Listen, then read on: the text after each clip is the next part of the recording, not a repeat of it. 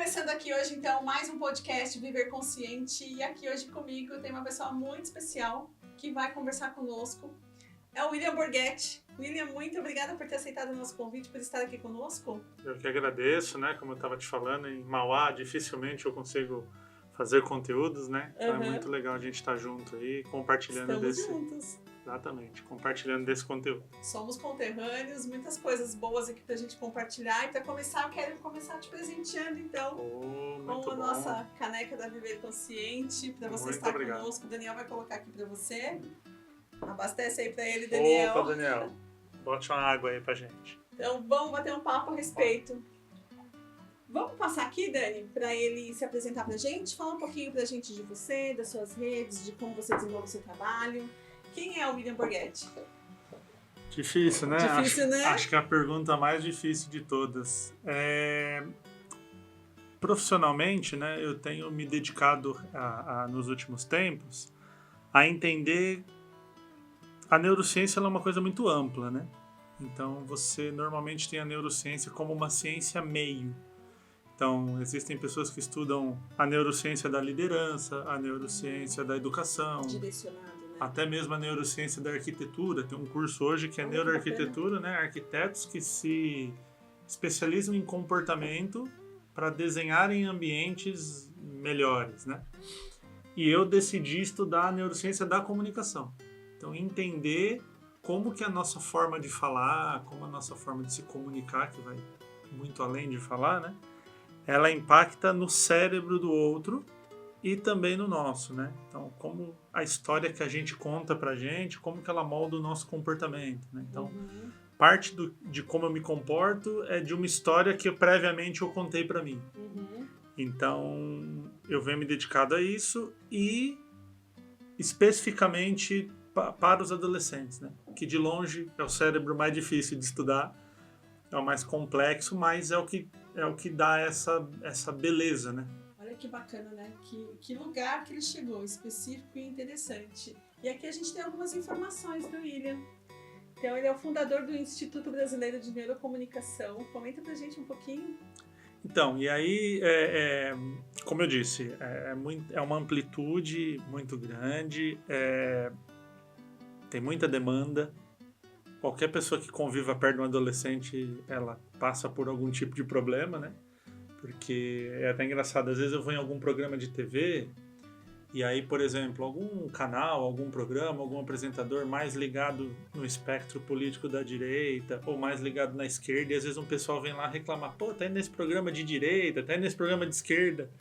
E eu sempre dou a mesma resposta, falo, o adolescente é democrático, ele tumultua com todo mundo.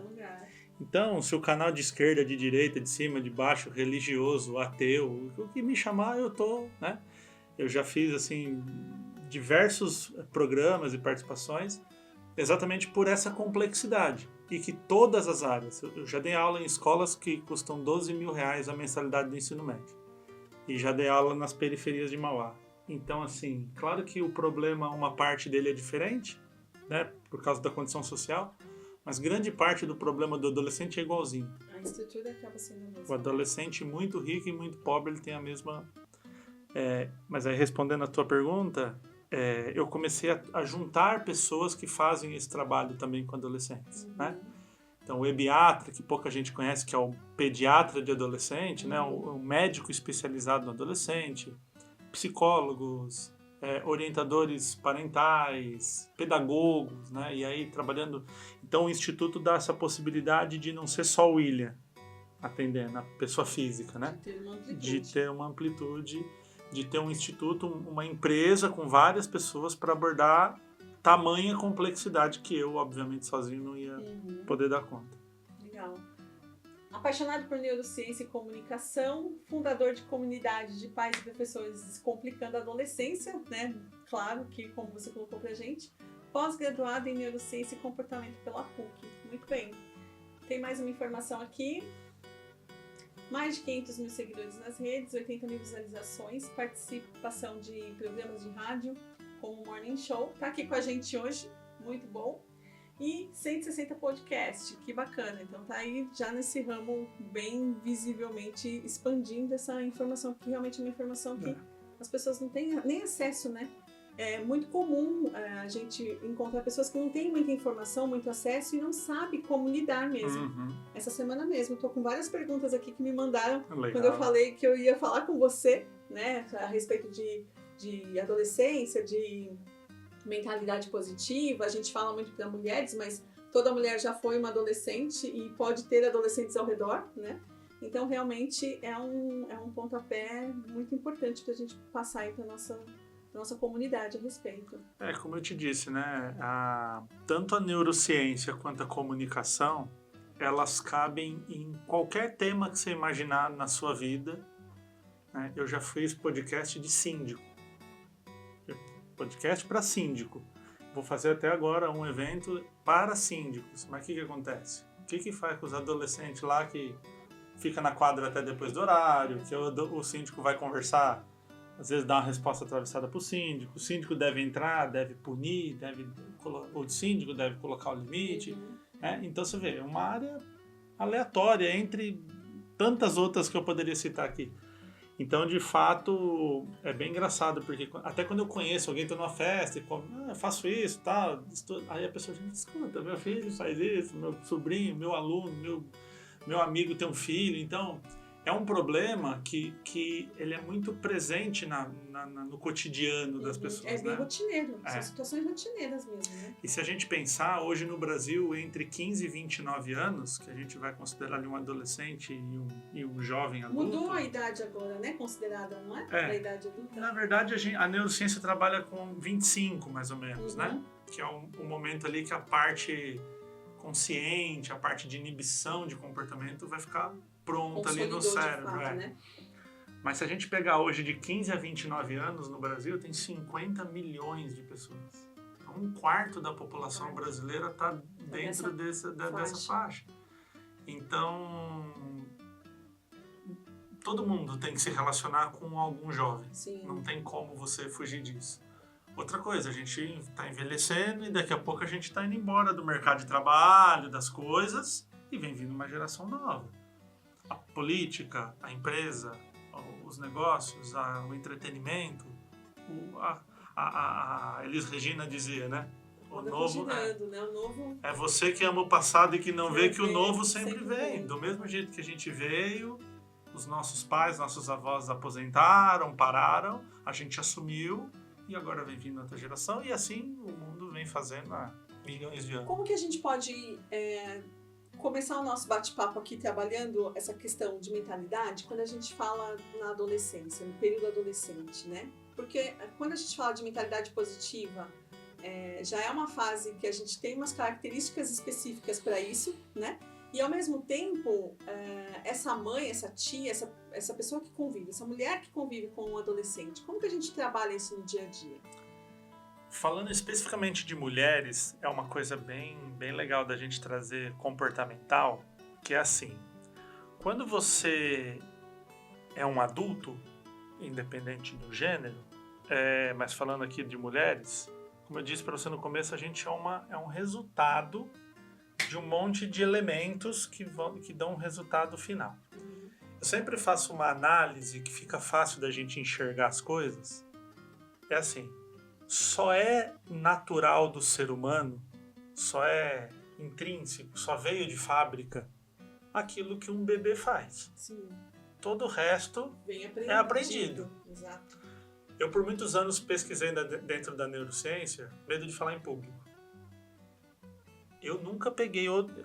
Eu não vou dizer que não tenha, tá? Na ciência a gente aprende esses nomes, né? Não tem. Eu vou dizer, eu não vi, eu nunca estudei uma pessoa que quando ela tinha lá 40 anos, ela desenvolveu medo de falar em público. Então, até os 35, ela era desinibida, desenrolada, falava, ia no palco, apresentava trabalho, aí com 40 ela travou. O que normalmente acontece?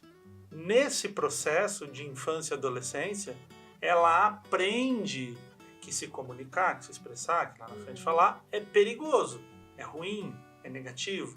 Ou seja, traz um aprendizado, traz uma crença que em algum momento surgiu com ela, veio com ela. Então, se você conversar ou lembrar de alguém adulto que tem medo de estar aqui num podcast, de estar aqui gravando e tal, você vai descobrir que essa pessoa não tem esse medo hoje. Sim.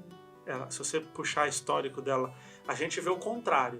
Crianças e adolescentes que em um determinado momento conseguiram mudar. Eram tímidos na infância. Eu sou um exemplo. Eu fui muito tímido na minha adolescência, mas consegui entender que isso me daria algumas vantagens, e conversar, e se apresentar.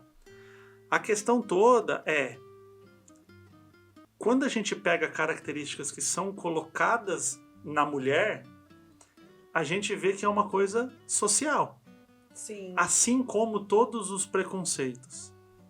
Eu tenho estudado muito isso, William, do que é o social, do que é o cultural, do que vem num histórico geracional. A gente traz isso de muito, né? Exato. E é muito forte isso. As mulheres vêm com esse sofrimento social já há muito tempo. Então, muitas coisas que a gente lida hoje, de fato não é seu, não é meu, não é nosso desse momento. Vem com a gente. É só a gente pensar, se a gente for para um lado mais extremo, que às vezes fica mais fácil de entender, se você nascer no Brasil ou no Japão, a tua visão de mundo é diferente. Sim. Só isso. Só esse fato, se você for criado no sul do Brasil ou no norte do Brasil, a tua visão de mundo é diferente. Se você for criado na praia ou na cidade ou no interior, a tua visão de mundo é diferente. Então são mudanças sutis. Agora você imagina, quando você nasce, tem um ambiente ali que vai determinar o que você acha de certo e errado. Vai determinar. Esse molde, né, que a gente vai tendo ao longo do tempo, vai porque exatamente. E a palavra moldando, ela é muito boa de se utilizar, porque a gente chama isso na neurociência de neuroplasticidade. Sim. Plástico, em grego, é plastikos, aquele que se molda. Então, quando você é uma criança, e aí a sua mãe, na melhor das intenções, a ideia aqui não é culpar ninguém, porque a gente é vítima e depois a gente comete e vai levando pra frente, né? A ideia não é assim, fez certo ou fez errado. Não é um julgamento, é um entendimento. É dizer, vamos entender até que ponto isso aqui funciona. Quando uma criança, por exemplo, ela chora porque ela está expressando um sentimento, tendencialmente nós adultos fazemos o quê? Não chora. Chorar é feio. Criança que chora não ganha presente. Criança que chora é chato, porque é chato. Eu não quero criança chorando na minha cabeça, eu quero criança quieta. Eu quero criança que fica assistindo a televisão quietinha e faz o que tem que fazer. Ou seja, a gente automaticamente já procura um molde para colocar aquele comportamento da criança. Eu tiro a essência. Exato. É igual quando assim, professor, lá chega alguma mãe e fala assim, meu filho, olha lá, ele não para de correr, ele não tem um minuto e tal. Eu falo, eu tô na neurociência há muitos anos, vou dar um diagnóstico no seu filho daqui. Ela fala, sério? Eu falo, daqui. Achei a pessoa. Fica vendo, tô olhando aqui e já tem o diagnóstico dele, chama criança. É criança isso aí. Se eu chegar num lugar que tem 20, 30 adolescentes, eu entrar numa sala e eles estiverem em silêncio esperando eu começar a falar, algo tá errado. Você que tem um filho adolescente que não causa nenhum problema, que ele não entra em conflito com uma ideia, ele respeita exatamente todo mundo, ele não sobe o tom de voz, todas as regras, ele não transgride regras, leva no médico. Tem algo errado. Tá errado, porque a natureza humana, a adolescência é exatamente esse momento de transgredir, de colocar minha própria identidade, de falar assim, peraí, será que isso aqui que estão me falando é fato? Muitas vezes a gente quebra essa ideia e quebra a cara. Agora eu entendo meus pais, né? Estavam certos naquela ideia. Mas muitas não. Porque agora você está no seu outro papel, né? Mas muitas a gente quebra essa questão. Então eu gosto sempre de dizer assim, pega um bebê recém-nascido e perceba os comportamentos dele. Aquilo sim é de fábrica. Por exemplo, um bebê acabou de nascer, teu parto, dá no colo da mãe. Ele vai lá e vai no peito mamar. Instintivo. Isso é instintivo. Isso, assim, veio de fábrica. Esquece. Se você gritar com o bebê, ele assusta. Ele tem medo do barulho, do som. Instintivo. Bebê tem medo de altura. Se você pegar um bebê, acabou de nascer, você falar, Vou te Os fazer... reflexos dele. Ele assusta, de fábrica. Ninguém ensinou ele a ter isso. Tem uma série na Netflix chamada Bebês em Foco, que, aliás, recomendo muito, é uma série maravilhosa. Tem uma brincadeira de... como chama? Fantoche, né? Então tem uma casinha assim, o cara tá atrás lá brincando e um bebê de 2, 3 meses assistindo o fantoche. Não sei o que, tá, você tá brincando. Aí tem uma hora que o cara tira o chão. Tem um palco assim e os fantoches estão brincando. Ele tira o chão e o fantoche fica voando. O bebê fica assustado. Ele tem uma concepção de gravidade, que assim, como é que ele não cai se o chão não tá mais ali? Ele não sabe o que é gravidade, o que é chão, ele não sabe nada. Mas ele já olha e fala, nossa, que estranho, isso é de fábrica. Então quando a gente, vamos até saindo da coisa da mulher, para eu já voltar, mas outro exemplo, por exemplo, racismo. Racismo é uma coisa aprendida. Sim. Se você botar dois bebês de qualquer etnia, de qualquer cor, colocar junto, eles simplesmente interagem. Isso que você está trazendo é importante da gente entender e perceber o nosso movimento dentro dos ambientes. Eu falo muito sobre ambiente, ambiência, né? Total. E qual é o ambiente que você cria? Qual é o ambiente que você tem convivido, né? Porque, principalmente crianças e adolescentes, Sim. vão responder àquele ambiente. Sim. Então eu não posso É sempre esperar... um reflexo, Isso, não é? eu não Geralmente posso a gente esperar um responde reflexo. adolescente que concentra num ambiente caótico. Sim, sim. Não é dele que tem que vir. Ele é um produto, um resultado daquilo ali. Então, quando a gente pega questões, dificuldades, preconceitos, misoginia na sociedade contra a mulher, essa exigência que tem da mulher, jogar na conta do biológico até malvado, assim, fazer isso. Inconcebível até, né? É uma matemática que não fecha. Porque você fala assim, se vamos supor, a gente pegasse bebês, colocasse num lugar e eles não tivessem acesso ao mundo e eles se criassem. Isso ia se pensar de uma outra forma. Você quer ver um exemplo interessante? Eu não vou lembrar o número agora, mas é um número assim. Mais de 80% dos casos de infecção de urina são em mulheres. Aí primeiro você pensa, infecção, sistema, bexiga, essas coisas, é tudo igualzinho, rim, é igualzinho. Até a hora de sair é igual. Sim, internamente. Então vamos falar que a composição 90% é igual. Aí você pensa, bom, se 90% é igual, deveria ser um 60-40, né? Aí você fala, bom, 80-20, por quê? Aí você vai nas sociedades de urologia e eles dizem assim, ó, um dos elementos que pode acontecer de infecção de urina, a mulher por ter uma mucosa vaginal muito perto do ânus ali, às vezes vai limpar, tal, uma bactéria que passa e pode dar uma infecção. Ok, isso explica uma parte. Mas tem uma outra coisa que gera muita infecção de urina, que é você segurar a urina. Você segurar, você tá com vontade de urinar e não faz. Beleza, aí você fala, mulher segura mais urina que homem, adulto? Você pensa, isso não faz muito sentido, né? Tipo, tá à vontade do banheiro, você levanta e vai no banheiro, assim como eu vou também. Só que quando você tem duas crianças de 5 anos e o moleque fala assim, eu quero fazer xixi, o que a gente como sociedade faz? Naturalmente tem um espaço aberto e amplo Vai pra na ele. árvore, beija na árvore aí. aí. Tipo assim, fazer xixi, beber água e respirar é a mesma coisa. A menina, quando ela quer fazer xixi, é um movimento, é um ritual. Tem que tampar, tem que não sei o que e tal. Outra coisa, emperequeta a menina de roupinha da não sei o que, da fada e não sei o que, e põe o maiozinho e põe a saia e fala assim, faz xixi agora, porque depois não dá pra tirar.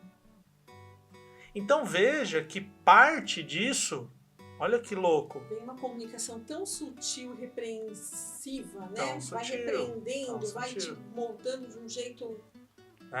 Então se você tem um casal de crianças assim, o moleque fala assim, eu sou super-herói, pá, pula na lama de cabeça, a gente acha muito legal.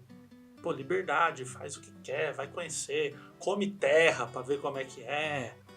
Porque isso assim é incentivado. Quando você pensa na menina que faz esse mesmo movimento, não, segura, não é legal.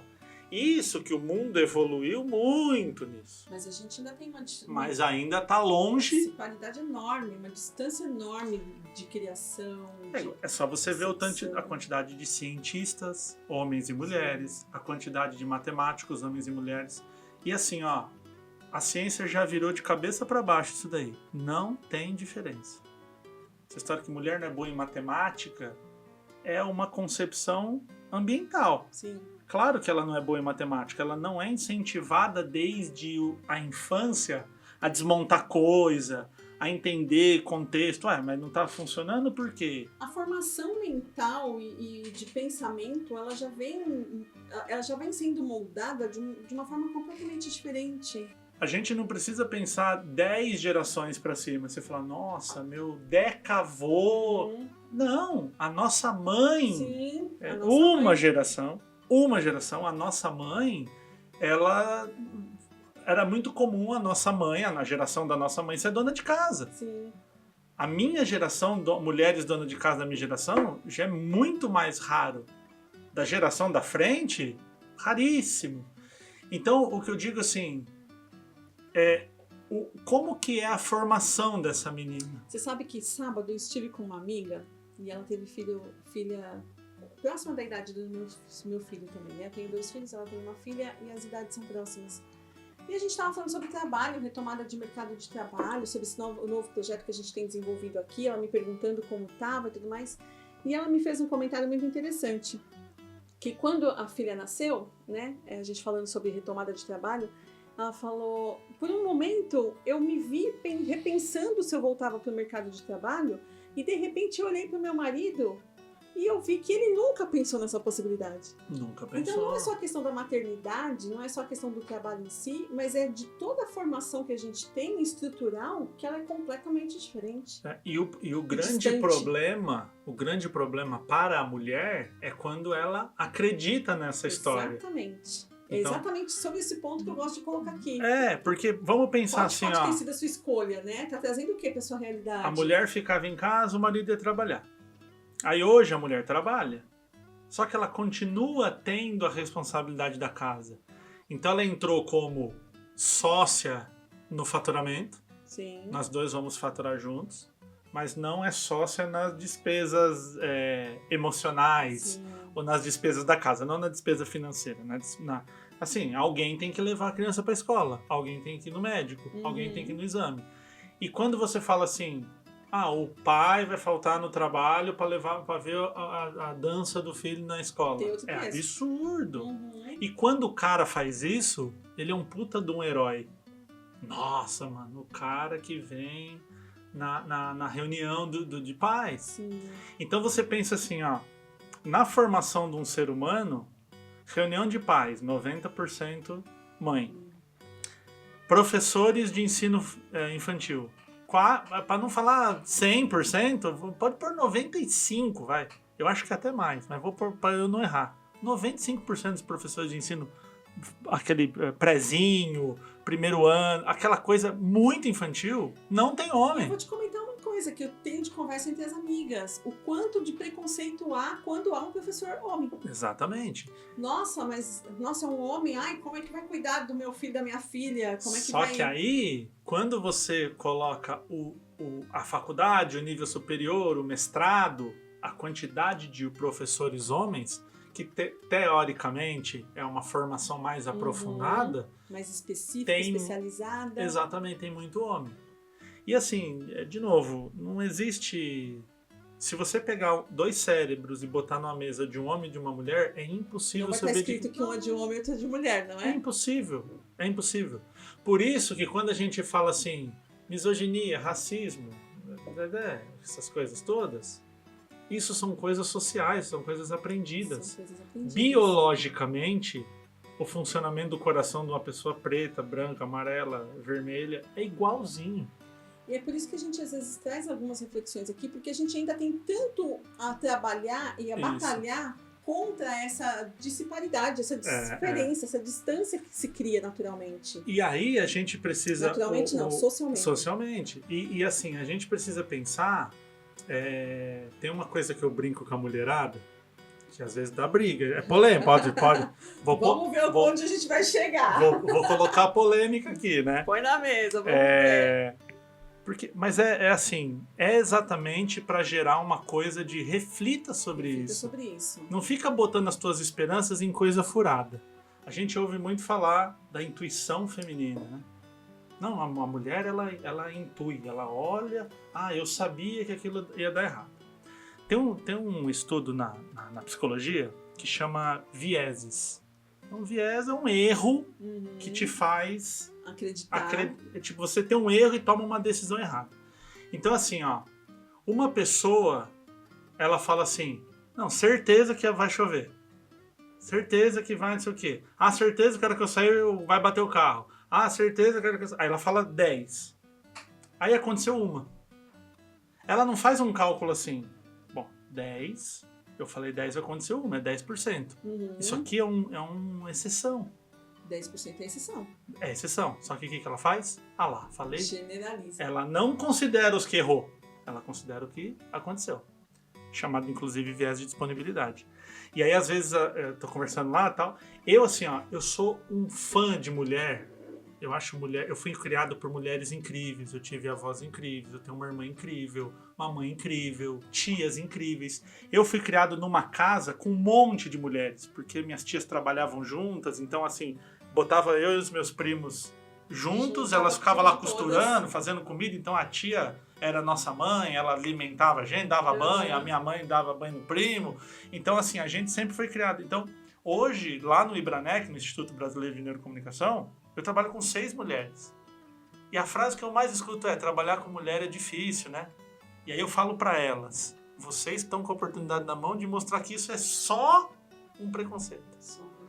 O que eu ia falar de polêmica é assim: aí vem alguém e fala assim, é uma intuição feminina. Cara, se a intuição feminina existisse e funcionasse, não tinha um monte... Como é que faz um filho com as desgraças de uns caras que abandonam? Se você tivesse uma boa intuição, você não ia... Você ia usar a seu favor. Ou desligou nessa hora a tua intuição. Por quê? É importante de pensar assim, a mulher enxerga o negócio místico. Cara, sai desse lugar. Porque isso só faz mal pra mulher. Quer ver uma coisa que parece um elogio pra mulher? Que é um puta de um preconceito. E às vezes a mulherada briga comigo, eu falo, veja bem, eu tô do teu lado. É falar que mulher faz um monte de coisa ao mesmo tempo. Nós somos multitarefas pelas ações, não pelo cérebro. Mas assim, o cérebro não funciona multitarefa. Não tem. É assim, é você querer que uma perna escute. Cara, você não vai ouvir pelo teu cotovelo, não adianta. Então assim, o cérebro humano não faz duas coisas ao mesmo tempo. Só que o que acontece? A gente precisa fazer alguma coisa aqui, um trampo. Aí eu falo assim, eu sou homem, eu sou um besta, né? Eu sou tão limitado. Você não, você é inteligente, você faz um monte de coisa ao mesmo tempo. E tora coisa em cima de você. Já virou uma sustentação, Isso. Né? Então a mulherada que... Só que o que às vezes a mulherada pode fazer? Eu faço mesmo. Joga na minha que eu faço 10 coisas ao mesmo tempo. E se sobrecarrega. Tem falado muito sobre isso. Então, assim, não faz duas coisas ao mesmo tempo. Sim. Não faz, isso é biologia, não faz. É igual ter duas emoções. Você não consegue ser triste. Uma meia verdade. Você não consegue ter raiva e tristeza junto. Não dá. Uma coisa por vez. É da biologia. Você só consegue ter uma emoção por vez. O que você pode conseguir é alternar. Eu gosto do exemplo assim. Sabe quando tem um aplicativo aberto no teu celular? Você está no WhatsApp. Você quer ver o Instagram. Você alterna. Sai de um e entra no outro. Você não consegue abrir os dois ao mesmo tempo. Você pode ser rápido. A gente fala, muda de foco rapidamente. Só que qual é o custo energético? E aqui não é energia mística. Energia mesmo. Energia mesmo de trabalho. Molécula. Né? A sua molécula, quanto você gasta para isso? E é importante você dizer isso, né? Trazendo um neurocientista falando isso pra gente e como isso na prática. Porque é justamente esse ponto que às vezes eu tenho trazido. Eu até gravei esses dias um vídeo falando sobre isso. Porque a gente é multitarefa não porque nós somos diferentes, mas justamente pela forma que nós carregamos todas as coisas. É igual se você compra uma caminhonete que o cara da fábrica fala, suporta 10 mil quilos. Se você botar 15 mil, ela vai andar. Vai andar. Só que você vai destruir. A vida útil dela é muito menor. Exatamente. Então às vezes a gente quer estar do lado, mas parece que está lutando contra. Então eu contra, quero né? que a mulher que escute isso aqui, quando começar com essa coisa assim, eu sou de aquário, sai desse rolê, porque isso é uma forma de botar mais carga em cima de você mesmo. Então assim, cara, você é muito inteligente, eu sou um idiota, faz lá você. Aí eu sento no sofá e deixo você fazendo. É saber reconhecer as suas potencialidades e não fazer com que elas funcionem contra você, mas sim a favor. Isso. Né? Outra coisa, aqui eu vou falar como homem se relacionando com mulher. Às vezes o cara, por exemplo, você faz comida todo dia e você faz e você tem lá, o seu marido não faz. Aí um dia você fala, porra, toda vez eu que faço a comida. Aí o cara fala, vamos fazer o seguinte, deixa que eu faço hoje. Deixa que eu faço hoje. Hoje você vai ser cliente aqui. Você só vai sentar na mesa e comer. Aí o cara começa a fazer, queima o alho. Qual que é a tendência natural dessa mulher? Você não sabe nada, você é um idiota. Controladora, né? E vai lá e quer tomar controlador, toma conta de tudo, quer fazer do jeito dela, então não aceita como é feito, né? Fala assim, meu filho, você se vira e aprende a fazer arroz. Tá no YouTube lá, você queima tudo, faz. Eu vou descer pra comer na hora. E é difícil tirar isso da gente. Porque isso mexe no que a gente vê valor. Eu só tenho valor porque eu faço comida. Eu só tenho valor porque eu cuido. Eu só tenho valor... E deixar. O cara errou, joga tudo fora e faz de novo. Você não aprendeu a fazer? A gente muitas vezes dá o valor e se valoriza pelo que faz, não pelo que só que é muito cansativo isso. É muito pesado. E se eu tiver parecendo aqui um cara machista, posso estar parecendo. Mas a minha intenção não é essa. A minha intenção é o contrário. Eu, por exemplo... A gente tá falando de igualdade, sim. Eu tava com a minha namorada em casa, eu moro sozinho. Ela veio pra minha casa na sexta-feira e a casa tava bagunçada e a gente arrumou a casa junto. E ela veio me agradecer por eu ter ajudado ela. Você estando na sua casa. Veja bem, eu na minha casa, ela me agradeceu por eu ter ajudado ela. Então assim, eu falei pra ela, eu não te ajudei. Isso não é ajuda, é minha responsabilidade. Cara, a casa tá limpa, é minha responsabilidade. Se eu tô sozinho, joga a cueca pra cima, não tem problema. Agora eu tô com você, a gente fez um trabalho junto. Quem tem que agradecer aqui sou eu, porque você veio até aqui. Mas você vê que é tão automatizado que a mulher tem que limpar. É o peso que a mulher ainda carrega sobre todas essas coisas e a responsabilidade que ela assume, mesmo não sendo dela. Exatamente. Então, assim, o que é meio a meio e acabou. Sabe?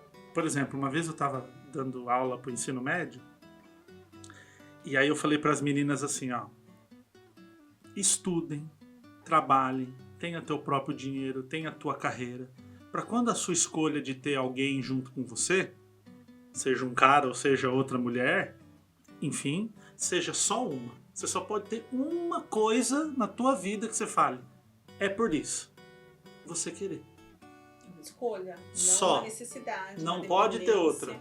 Eu tô com meu marido porque senão eu não tenho dinheiro para alimentar meu filho, eu não tenho onde morar, eu não tenho não sei o quê. A gente ainda vê muito resquício disso na geração dos nossos pais demais. Nossa geração vou falar, ainda vem. Ainda né? tem muito. Ainda tem. Aí uma aluna minha, porque o que eu falei? Eu falei assim, quando o cara, essa coisa, o homem, provedor, blá, blá, blá, e eu sempre digo o seguinte, se são dois adultos, um quer ser provedor e a outra quer ser dona de casa e receber a proveição... São os acordos e as escolhas. Maravilha, viva feliz. Exato. É igual o velho da lancha.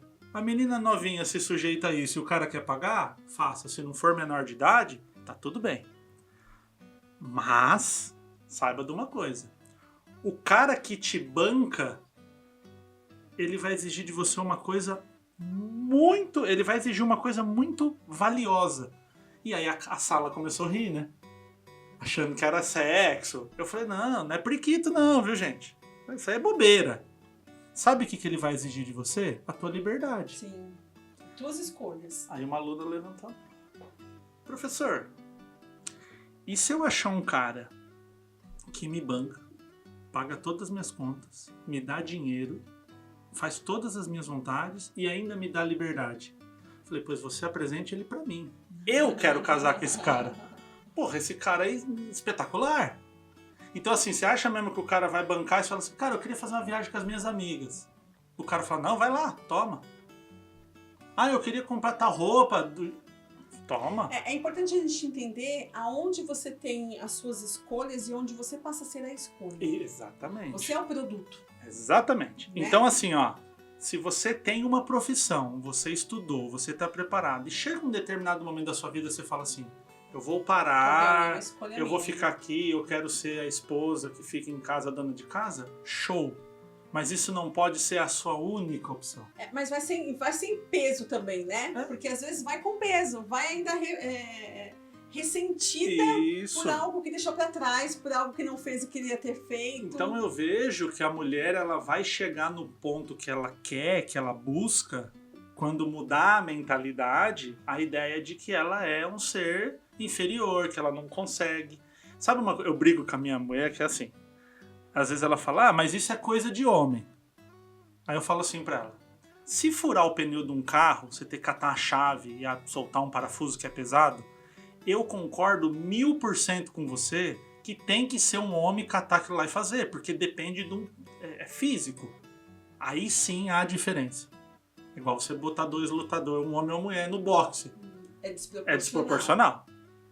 A gente não tá falando de não ter Concordo, equivalência, isso, né? concordo 1000%. Mas aí é onde eu arrumo os problemas.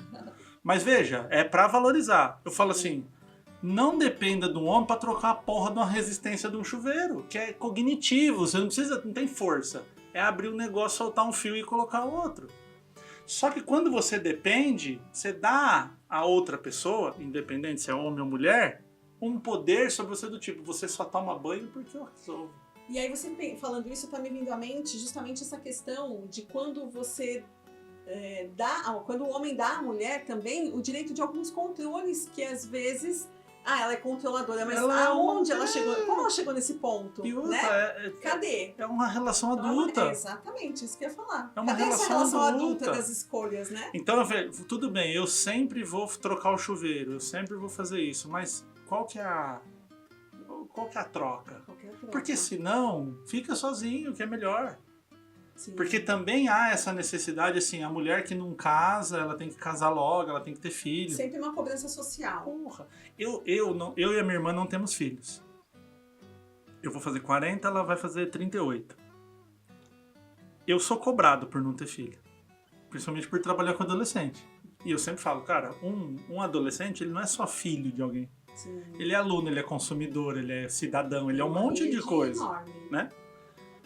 Eu sou cobrado. A minha irmã é igualzinha, minha irmã é bem sucedida, minha irmã é piloto de avião, minha irmã tem uma carreira maravilhosa, bem sucedida, tudo que se espera assim, eu sempre falo, se você falar o que eu quero pro meu filho, minha irmã é uma pessoa que assim, espelho, atendeu. Né? Se um espelho chega ela lá. É muito cobrada.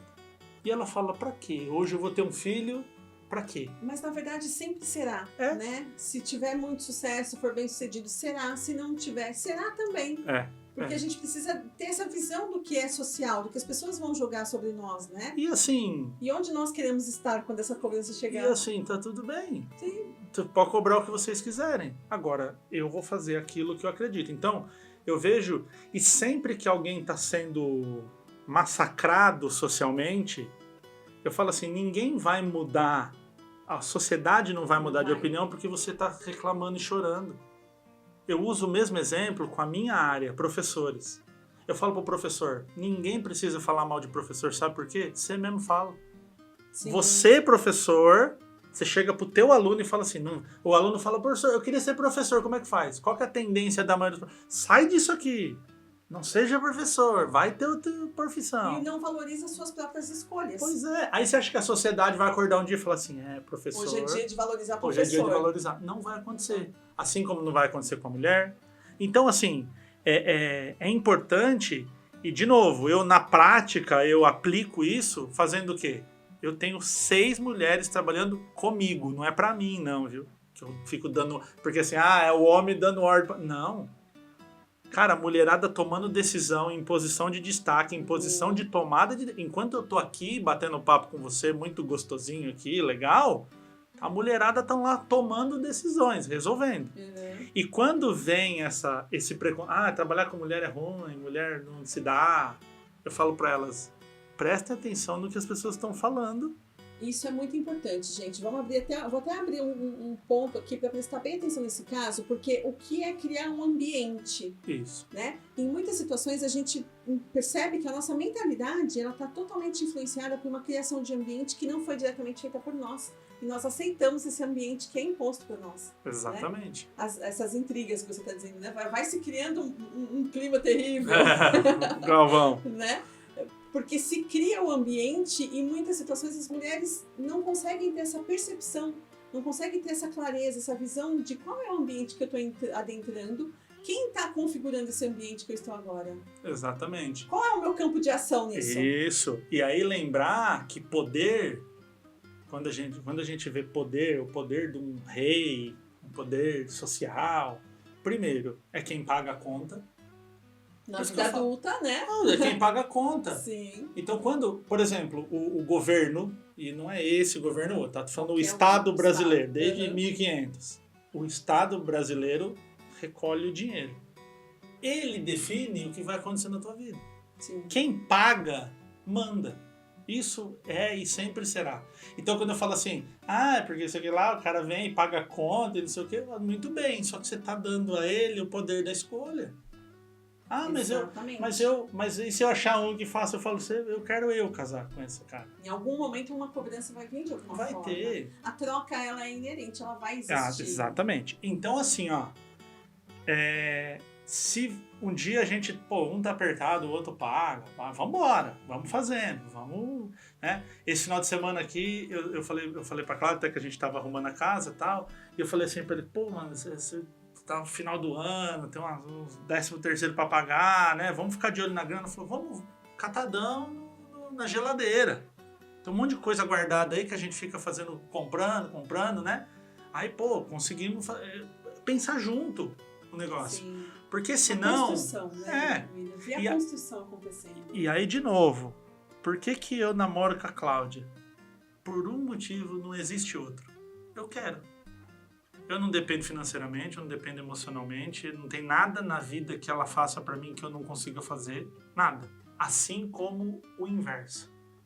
Ela não depende de mim pra nada, eu não pago as contas, eu não faço nada, eu não tenho uma dependência emocional, que se ela não tiver ela morre. Entender se existe ali uma troca que você entende, exatamente, né? Que é uma troca boa, bacana, que você escolhe, que você quer. E ela tem uma filha, a Lubs, né? A Larissa, a gente chama ela de Lubs, tá com 16 anos. E eu, mano... Você tem contato ali próximo. Fogo no parquinho. Tipo, ela é uma menina que, por exemplo, ela tira nota normal, passa de ano. 6, 7, passa de ano. E aí, às vezes, tem uma cobrança nela. Dos pais, dos avós, tem que tirar mais, eu falo pra ela assim, presta atenção, você tem que ir lá e fazer o que você tem que fazer. Você tá passando de ano? Segue o baile, não dá atenção pro povo. Só que assim, uma coisa você vai ter que pegar pra ser muito boa. Entender qual o que é a sua tendência. Você é muito boa? Porque senão você vai cair na mediocridade. Então se ela falar assim pra mim, eu vou ser, sei lá, piloto de Fórmula 1, que é uma coisa de homem, né? A sociedade vê. Eu vou ser o primeiro a botar fogo e falar pra ela, vai e faz. Mas vai lá e faça e resolva. Seja alguém que dá exemplo, né? Então eu não olho ela assim, isso é de menina, isso é de menina. Pras coisas boas, e quando ela tá assim, é coisa de homem ali, não, filho, levanta e faz. Isso aí é coisa de quem tem saúde. Tem mão e levanta. Tem condições de Pode fazer. Isso aí não é coisa de homem ou mulher.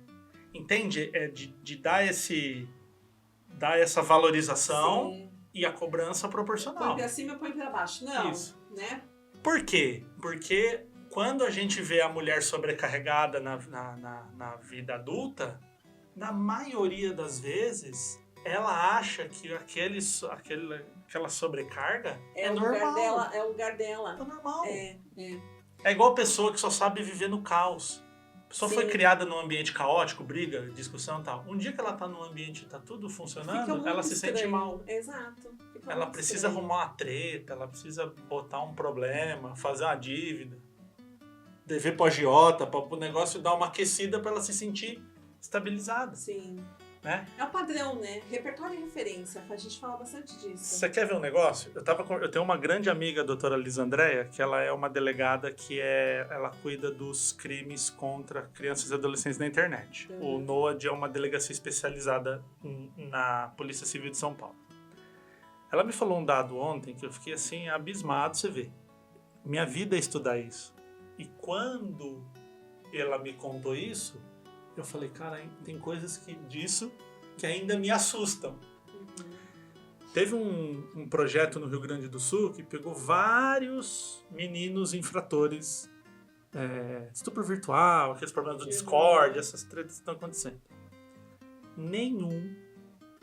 Olha que difícil, nenhum é difícil, né? Nenhum deles bebiam ou usavam qualquer tipo de droga. Ou seja... Por quê? O que alimentava essa dopamina deles era a violência. Então, às vezes, a gente acha que vício é só o tiozinho bêbado na rua, o cara fumando crack. Eu falo muito sobre emoção, vício na emoção. Vício na emoção. Vício na emoção. Então, assim, você tem uma pessoa viciada em violência. Aí você tem uma pessoa viciada em companhia. Sim. Viciada, a tal da... Como que é? Emocional? Já não me fugiu. Dependência emocional. A pessoa depende, o outro tá fazendo mal, tá castigando. E a gente tem uma linha também de pensamentos que ficam naquele mesmo... martelando. Naquele mesmo looping, né? Só que qual que é a nossa diferença para um cachorro? A nossa diferença humana para um cavalo, para uma girafa? Esses bichos só agem eles só são produto daquilo que está acontecendo. Eles só sabem reagir. Uma reação. Sempre uma reação. O cachorro, ele tá lá de boa, se você botar ele no canto da parede, ele vai te morder. Acabou. Ele tá programado para fazer isso. O cachorrinho mais bonzinho, ele te ataca se ele se sentir acuado. Qual que é a nossa diferença? A gente consegue raciocinar. Sim. Então, se alguém tá ouvindo a gente, principalmente a mulher, né, que tá passando por isso, o primeiro passo é olhar para o próprio pensamento. Exatamente. E assim como eu abri aqui a nossa palavra, a nossa conversa, que história você está contando para você? Porque às vezes a história que você está contando eu preciso ter um cara na minha vida, eu só sou alguém se eu tiver um homem do meu lado, eu só sou alguém se eu atender as expectativas, as pessoas vão achar ruim. Você vê um exemplo pessoal. Meu pai faleceu faz 1 mês e meio. Meu pai cometeu suicídio, foi um negócio cabuloso, assim. 1 mês depois, ia ter um concurso aqui em Mauá da Miss Terceira Idade. A minha mãe falou pra mim 2 dias antes, ela falou assim, eu não vou participar. Eu falei... Ela já estava programada para estar lá. Sim, o dia foi 1 mês depois que meu pai morreu. Sim. Aí ela falou, eu não vou participar, eu vou cancelar minha inscrição. Eu falei, eu tô com você. Se quiser fazer, cancelar, o que você decidir, eu tô com você. Mas posso perguntar por quê? Se você não quiser falar e cancelar, a gente vai lá e cancela junto. Ela falou, porque o que vão pensar de mim? Faz 1 mês que o teu pai morreu e eu tô no concurso de beleza? Aí eu falei pra ela assim, e o que muda? Se todo mundo achar que você é uma lazarenta, uma véia safada, você zoar ela, né? Que foi no... O que muda? Quando a minha mãe faleceu, ela faleceu há 7 anos. Eu tinha um evento agendado, programado, que eu estruturei todo o evento, e o evento aconteceria, e aconteceu, um dia após o enterro dela. Um dia após o enterro dela, na terça, eu avisei na quarta. E eu fui pro evento. Eu não fiz a aula, porque seria a minha primeira aula, então eu passei com uma outra pessoa, para garantir que as pessoas que estivessem lá fossem ter a recepção e a aula, mas eu fui pro evento. E o quanto as pessoas me olhavam com um olhar assim, uau, que mulher, que... Não, eu só estava cumprindo uma agenda que de fato não teria nenhuma interferência com o dia anterior, porque ela já havia falecido. E é isso. Né? E a gente também entender, é igual, por exemplo, eu falo muito abertamente que meu pai se suicidou, que é uma coisa que as pessoas tendem a esconder. Sim. E o que eu costumo ouvir? Você é muito forte falando Exato. Eu falo, não, cara, Não. é terapêutico. Exatamente. Se eu ficar escondendo, Nossa, você tá do que seu pai morreu? muito, Não, passou mal lá, e caiu lá, e vamos mudar de assunto. Não. É tipo usar uma coisa que assim, ó, eu nem sabia que dava pra doer tanto a vida. Sim. Tipo, é trágico, é horroroso, sabe assim, e foi caixão lacrado, foi um negócio, mano, um negócio que eu não tenho nem... Eu que sou um profissional da comunicação, não consigo nem dar palavra para aquilo que eu... Isso. Que inclusive a neurociência chama isso de alexitimia. Você não consegue expressar aquilo que você está sentindo. Alexitimia. Mas assim, sabe o que eu estou usando essa história? Para contar para as outras pessoas que muita gente veio me procurar que estava pensando em tirar a própria vida. Que teve caso na família que escondeu. E a pessoa se culpa por isso. Porque, cara, já é muito difícil. Você ainda tendo que esconder, é muito horrível. Mas não há heroísmo nisso. Sim, exatamente isso. Não há heroísmo. Não há heroísmo. É uma condição da vida.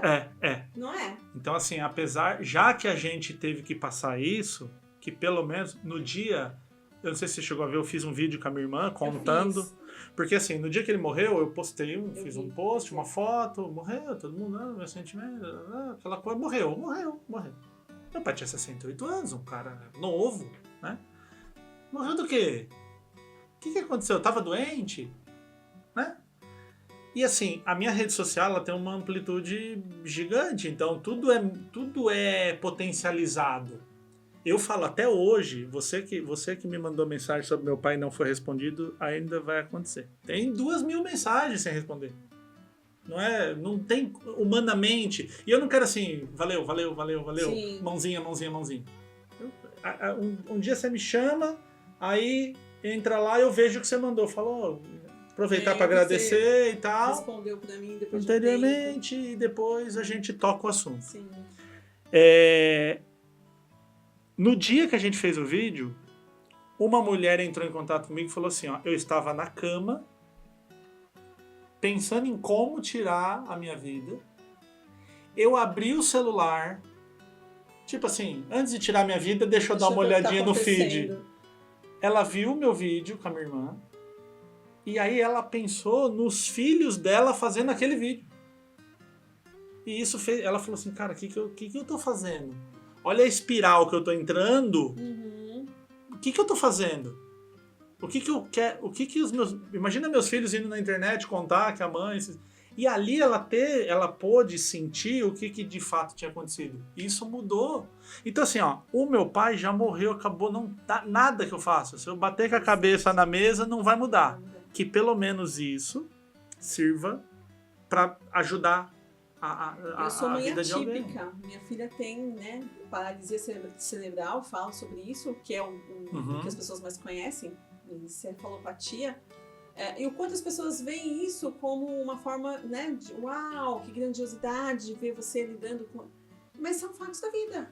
E eu entendo são aqui... São situações que a gente precisa, sim, muitas vezes colocar para normalizar algumas coisas que de fato precisam ser colocadas, né?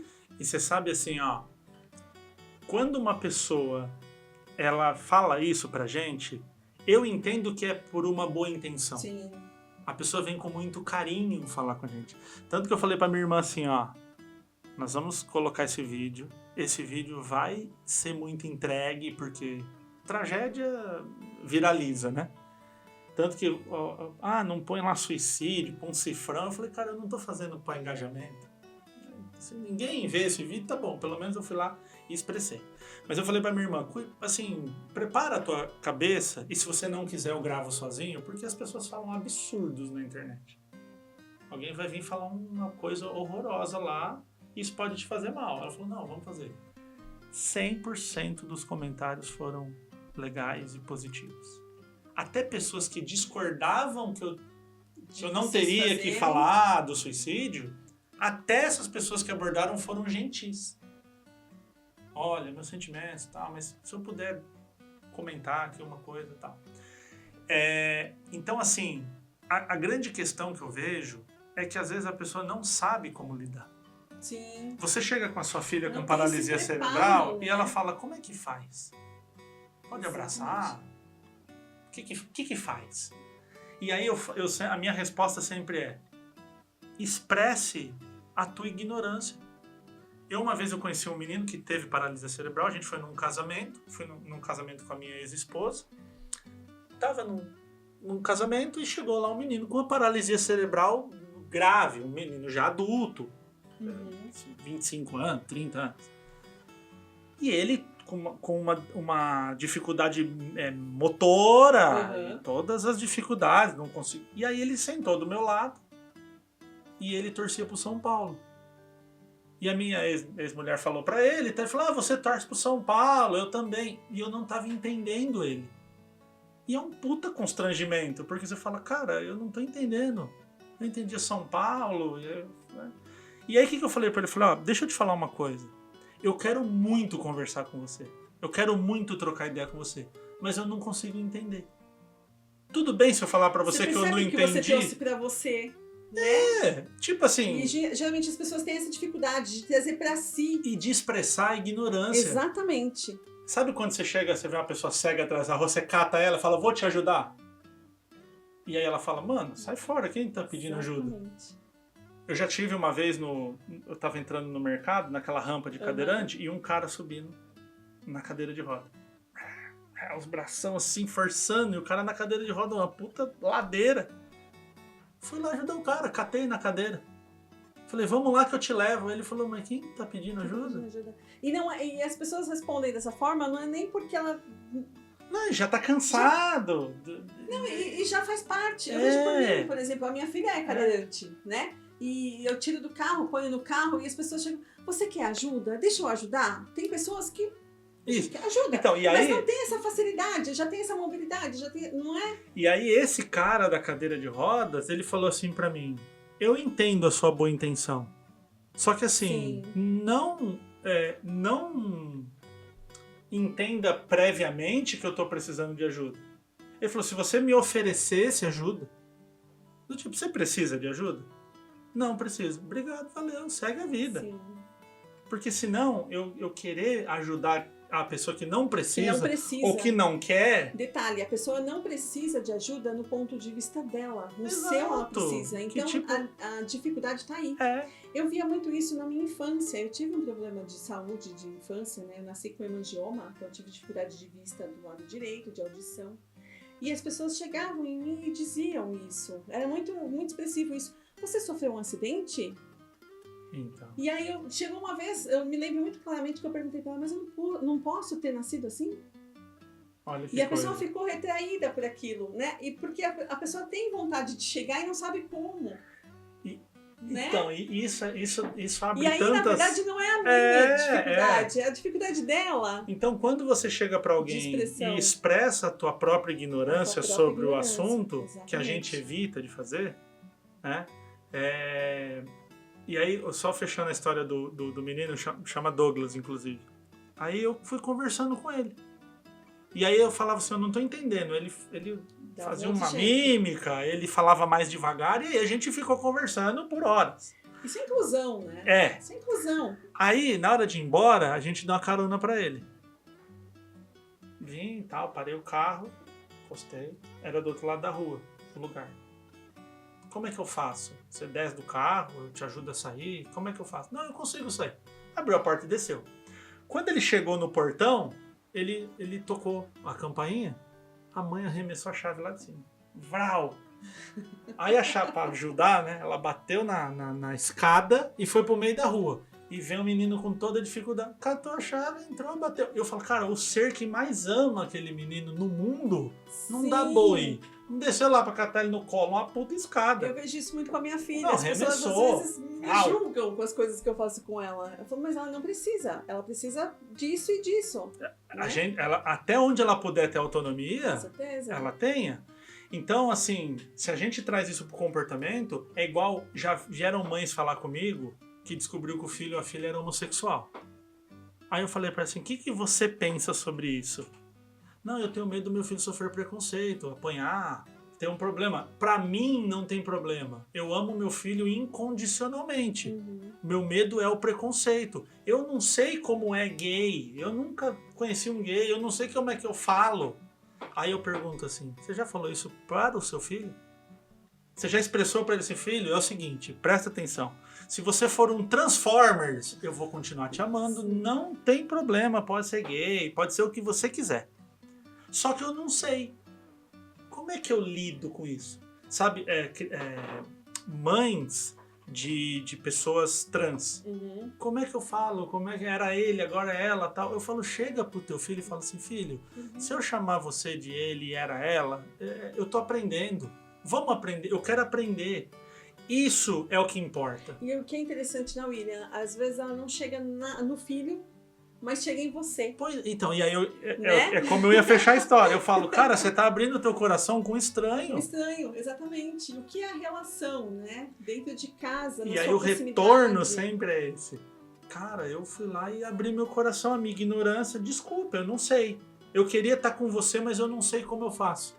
E aí Eu acompanhei 2 mães que passaram por esse processo, né? Que os filhos passaram, 2 não, na verdade 3, por transição. E na verdade, assim, é importante clarear que em muitas situações existe o processo dela, do filho ou da filha e o deles. Exato. Né? São 3 processos na situação. E em muitas situações que eles vão vivenciar, isso vai ser meio confundido, então tem que ter clareza para entender onde ela está ali sofrendo e vivendo o luto daquele filho, daquela filha e passando por uma nova quebra fase. de expectativa, Uma quebra de porque quando você expectativa, descobriu lá que estava grávida, Sim. você não pensou assim, cara, quando fizer 20 anos vai fazer transição de gênero. Mas é o que você falou, o nosso pai suicida, acontece a paralisia cerebral, é a vida. É a verdade da vida, né? Então assim, o que me resta, eu gosto muito de filosofia. Né? Não sou filósofo, não tenho formação. Eu fiz pós mas, e olha, eu vou te falar que ajuda a desenvolver não, uma linha de pensamento maravilhosa. É maravilhoso, mas eu sou um entusiasta. E eu gosto muito da linha do Epicteto, que ele fala uma frase assim, você divide a tua vida entre as coisas que você pode controlar e o que você não pode. As que você pode controlar, pensamentos e ações. Tá, isso está no meu controle? Deixa eu pensar e deixa eu agir. Exatamente. Isso não está no meu controle? O verbo que ele usa é despreze. Despreze. Quanto a gente gasta energia. Eu estava vindo para cá, caiu a chuva gigante. Se eu chorasse ou se eu risse, a chuva ia continuar a mesma. O que está no meu papel? Deixa eu mandar uma mensagem pro Daniel, avisar que eu tô chegando, pedir pra ele ficar lá me esperando no portão. Pô. Aí eu falei pro cara do Uber, vê se você encosta ali pra eu correr pra dentro e tal. Tá no meu controle isso. A chuva não tá no meu controle. Então, assim, o que dá pra gente fazer? O que dá pra gente pensar? Por exemplo, né, o método, não sei como que chama isso, que o meu pai se suicidou, foi enforcamento. E quebrou, enfim, e o caixão estava fechado. E aí um cara da funerária falou assim pra mim, você quer que eu monte ele e faça uma maquiagem? E aí a minha pergunta na minha cabeça era, por quê? No final das contas, o que a gente tá querendo? Falei, cara, o que eu quero mais rápido é começar o processo do luto. E o processo do luto só começa no enterro. Tanto que aquelas histórias de mães que têm filhos desaparecidos, ela nunca consegue, porque não acaba. Né? Não passa pelo processo. Não o se processo fecha, não fecha, isso. Né? Então eu falei assim, cara, sabe o que eu quero? Eu quero enterrar meu pai. Fecha, lacra e manda pra cá, acabou. Nem teve velório. Chegou, foi no interior, né? Ele tava no interior de São Paulo, então chegou, tipo, enterrava até as 4, chegou o corpo 3h20, sabe? Enterrou, encostou, abre, o povo lá fez uma oração, acabou, enterrou. E aí começa o processo. Então, porque o fato tá na mesa, acabou, não tem o que fazer. Livro que você recomende para nós, que você sugere, que você acha que é interessante pra gente conduzir? Eu vou indicar 2. Ótimo. Um é O Cérebro Adolescente, da Suzana Herculano Rosel, que é um livro muito científico, assim, muito embasado, ou seja, o que está ali não é gracinha, é muito baseado em conteúdo. mas ao mesmo tempo traz uma facilidade para quem não é da neurociência. Suzana Herculano Rosel é a maior neurocientista brasileira e ela tem essa facilidade de trazer assuntos muito densos com... Faz uma ponte na linguagem. Que você que... eu sou dentista, vou entender? Vai. Sou arquiteta, vai entender. E tem um outro livro que chama Rápido e Devagar, Duas Formas de Pensar, né? Esse tô no meio da leitura. Do Kahneman. Chato para um cacete. Mas traz bastante coisa boa. Isso, denso, mais denso. Eu sempre falo do Rápido e Devagar assim, ó. Se você catar ele pra ler, sei lá, quase 600 páginas, né? Se você pegar ele pra ler numa pancada, é chato, não é monótono. Não é um livro legal. Pesado. Porque ele é denso. Então eu sempre falo pro pessoal, lê um capítulo, fecha e começa a prestar atenção na tua vida. Que ele fala dos viés, você tá lendo ele? Tô. Então assim, é isso. Aí você fala, cara, como tem pensamento enviesado e tal. Aí você fala, pô, entendi. Aí você vai pro segundo, vai pro terceiro. Então é um livro que eu indico bastante. Viu? Tem alguns livros que a gente percebe que a leitura... Tô vendo ali o teu diploma de pós em filosofia? De filosofia na USP. Tem alguns livros que a gente vai desenvolvendo que você vai fazendo a sua moldagem, né? Você vai moldando o seu percurso. E esse livro é um deles. Não, ele é maravilhoso. Fica a sugestão aí pra vocês. E quando você começa a entender esse conceito de viés, o tanto de coisa absurda que a gente pensa e não é o que a gente pensa, não é. A gente só tá induzido a pensar daquele jeito. Exatamente. A cabeça explode. E às vezes a gente tem que fazer essa ponte, né? A gente descobre esse viés, a gente tem que fazer essa ponte para as pessoas. Eu tenho sentido essa responsabilidade. E de novo, é o raciocínio. Exato. Quando você tá com outra pessoa e a pessoa fala assim, quer ver um negócio para fechar aqui, pra gente já encerrar? Eu nunca ouvi homem falar essa frase, tá? Eu vou falar uma frase que eu ouço de mulher. Não vou dizer que homem não fale, eu só estou dizendo que eu nunca ouvi. Eu nunca ouvi. Mulher fala assim normalmente, eu tenho dedo podre pra homem. Já viu essa frase? Alguma amiga fala, eu só escolho os caras vagabundos, cara, isso aqui, eu tenho dedo podre. Olha como esse é um pensamento enviesado. Sim. Porque quando vem um cara legal, abre a porta, gentil, e te dá atenção e tal, a mulher fala, sei não. Muitas camadas nessa frase, não né? Não vai. É meio, não flui. Agora, quando o cara é vagabundo, tem uma área do cérebro que dá um gostinho, assim. Tipo assim, nossa, lá, acertei. Porque tá certo é uma delícia, né? Aí você fala assim, falei que isso ia acontecer. Então, esse é um exemplo de um pensamento enviesado. Sim. O ser humano, todos são problemáticos, todos têm defeitos e todos têm qualidades. Tem que ver o que a gente aceita, o que é bom pra gente. Como flui, né? Agora, eu tenho o dedo podre, eu vou lá e escolho só ruim. Já é um pensamento que tá enviesando o resultado. Generalizou tudo. É isso aí. Um bate-papo maravilhoso desse com o William, que trouxe aqui muitas percepções pra gente. Tenho certeza que muita coisa aqui vai contribuir, está contribuindo com você. Então já curte, compartilha, comenta, coloca pra gente aqui as suas impressões, o que passou aí pra você de novidades, o que você pensou a respeito, isso é muito bom. E William, quero que você compartilhe aqui com a gente nas suas redes sociais, como que as pessoas te contatam. Esse é o meu arroba, né? William.Porghetti. É ruim de escrever, então se as pessoas quiserem me achar lá também... fazer umas correções. Vai só um T, é um problema. Aí eu descobri um jeito.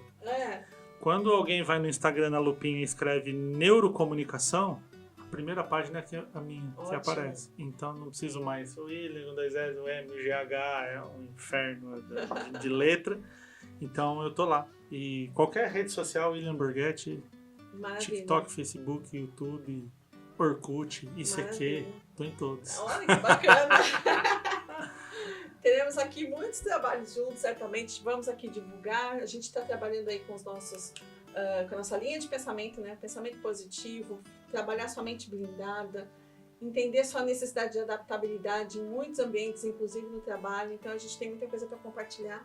Seja muito bem-vindo aqui ao nosso espaço, viu, William? Muito obrigada por você estar aqui. Uma última frase pra gente fechar? Eita, já falei as minhas frases. Já tirei todas, hein? Que eu venho pronta, mas vamos pensar aqui para o nosso público, né? Para falar para... Vou deixar aquela do Epicteto. Aquele que te irrita se torna seu mestre. Muito boa. Essa capacidade de raciocinar na hora que você quer dar uma cadeirada em alguém, ela é é o que diferencia a gente de todo o reino animal, né? Uhum. Acho que essa é a grande beleza humana, então raciocine antes de tacar um copo em alguém. Muito bem. Então, muito obrigada a todos vocês. Obrigada, William, pela presença. Eu que agradeço. E estamos aqui construindo juntos. Até mais. Tchau, tchau. Valeu. Valeu.